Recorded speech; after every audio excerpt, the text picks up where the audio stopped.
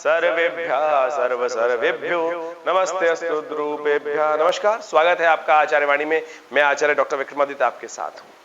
हम बात कर लेते हैं 4 जुलाई की। 4 जुलाई को मंगलवार का अवसर है और शुभ तिथि है बहुत। उस दिन सावन का महीना आरंभ हो रहा है।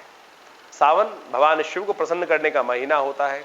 जब भगवान शिव विष्णु जो है शेषशय्या में चले जाते हैं विश्राम करने के लिए, तो शिव समस्त संसार का आधिपत्य संभालते हैं। भगवान विष्णु की जो शेषशय्या में जब विश्राम करने की स्थिति में, तो ऐसे में भगवान भोलेनाथ को प्रसिद्ध करने का सबसे बढ़िया शुभ अवसर सावन का महीना।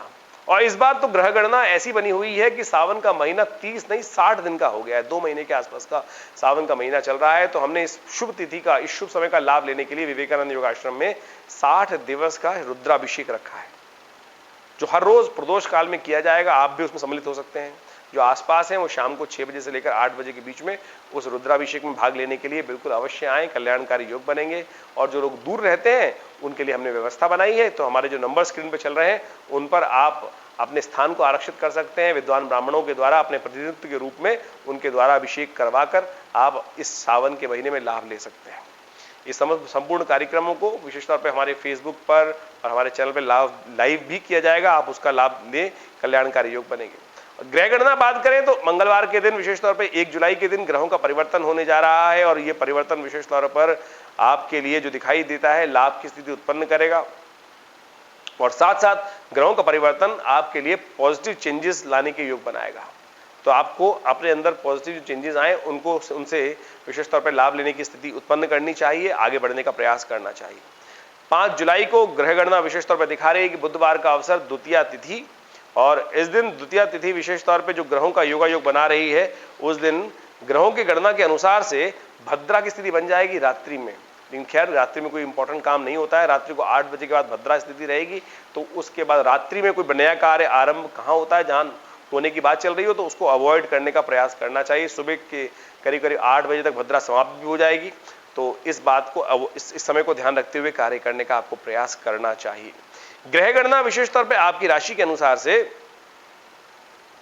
एक बात दिखाती है कि आपके लिए इस बात का ध्यान रखना है कि कहीं बहुत ज्यादा घूमने फिरने के कारण से शरीर में थकावट ना हो। धन आने के योग तो बन रहे हैं, विशेष तौर पर लाभ की स्थिति प्रशस्त है, पॉजिटिव चेंजेस होंगे, तो इस बात का साफ साफ दिखाई दे रहा है। लेकिन बेकार के भ्रमण भी, पैर में चक्कर इन दिनों ऐसे चल रहा है कि बहुत ज्यादा भागाई दौड़ी चल रही है। अननेसेसरी कामों में भी आपको बहुत ज्यादा लिप्त होना पड़ रहा है। तो अननेसेसरी की ट्रेवल्स को आपको कम करने का प्रयास करना चाहिए। ये बहुत जरूरी बात है। इस बात का ध्यान रखते हुए कार्य करें। 6 जुलाई को ग्रहों की गणना विशेष तौर पर दिखा रही है कि गुरुवार का अवसर, तृतीया तिथि। और उस दिन तृतीया के अंदर ही चतुर्थी तिथि का आगमन होगा। लेकिन चतुर्थी उस दिन शैव हो रही है, तो ये नए कार्यों के लिए दिन प्रशस्त नहीं माना जाता। तो इस बात का ध्यान रखना चाहिए आपको। साथ साथ 2 ग्रहों का परिवर्तन का योग भी है। सिंह राशि में शुक्र का प्रवेश होगा और कुंभ राशि में चंद्रमा का प्रवेश होने के योग बनेंगे। तो सुबह का समय तो आपके लिए शुभ दिखाई देता है, कि शाम का समय कुछ खर्चे को बढ़ाने वाला दिखाई देता है। तो इस बात का ध्यान रखते हुए कार्य करें। और जैसा हमने कहा कि नया कार्य आरंभ ना करें, क्योंकि तिथि चतुर्थी वैसे ही रिक्ता तिथि है और वो क्षय भी हो गई है। तो इस बात का ध्यान रखते हुए कार्य करना चाहिए। 7 जुलाई को ग्रहों की गणना विशेष तौर पर पंचांग की स्थिति समझें। शुक्रवार का अवसर, पंचमी तिथि, सावन के महीने की कृष्ण पक्ष की पंचमी तिथि। और चंद्रमा जो है वो कुंभ राशि में चल रहे हैं। और चंद्रमा का कुंभ राशि में शनि के साथ सामने मंगल की स्थिति और साथ साथ शुक्र का उसके साथ योग, धन आने और जाने दोनों के योग बन सकते हैं। तो इस बात का ध्यान रखिएगा कि विलासिता के कारण से धन ज्यादा ना खर्च हो जाए। तो अपने समस्त खर्चों में इस बात का ध्यान रखते हुए कार्य करें कि आप लाभ की स्थिति है, विजय की स्थिति भी बनेगी, लेकिन ऐसा ना हो कि बेकार के झगड़े आपके पल्ले पड़ जाए। तो इन सब से बचते हुए आप कार्य करेंगे तो बहुत अच्छा रहेगा, पॉजिटिव रहेगा। 8 जुलाई को ग्रहों की स्थिति दिखाती है। शनिवार का अवसर, कन्या राशि, विशेष तौर पे षष्ठी तिथि है। और मीन राशि में चंद्रमा का प्रवेश होने के योग हैं। और साथ साथ कर्क राशि में बुध बदल रहे हैं अपना स्थान। तो ये ग्रह दिखाते हैं कि आपके लिए विशेष तौर पर ग्रहों की स्थिति ऐसी दिखाई देती है कि एक तरफ से विचारों में कुछ नया परिवर्तन आने के योग बनेंगे, लेकिन बुध है अस्त इस वक्त। थोड़ी मैनेजिंग कैपेसिटी में इस बात का ध्यान रखना है कि कुछ कमी आ सकती है, लेकिन फिर भी विचार बड़े अच्छे रहेंगे। विचारों के द्वारा पॉजिटिव चेंजेस आने के योग दिखाई देते हैं और वो विचार आपको लाभ की स्थिति में भी दे सकते हैं। तो इस बात का ध्यान रखते हुए कार्य करना चाहिए। जो दोपहर के बाद चंद्रमा का परिवर्तन है वो आपके लिए शुभ दिखाई देता है।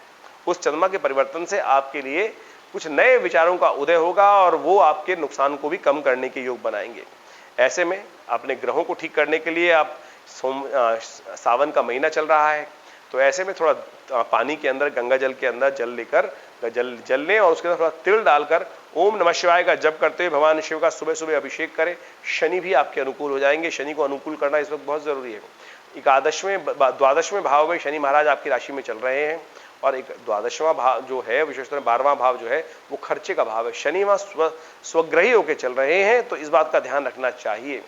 देखिए, क्रूर ग्रह है शनि महाराज और वो स्वग्रही होकर जब वक्री हो जाते हैं तो थोड़े अनिष्टकारी हो जाते हैं, तो इस बात का भी ध्यान रखना चाहिए। इसलिए हमने ये आपको उपाय बताया है।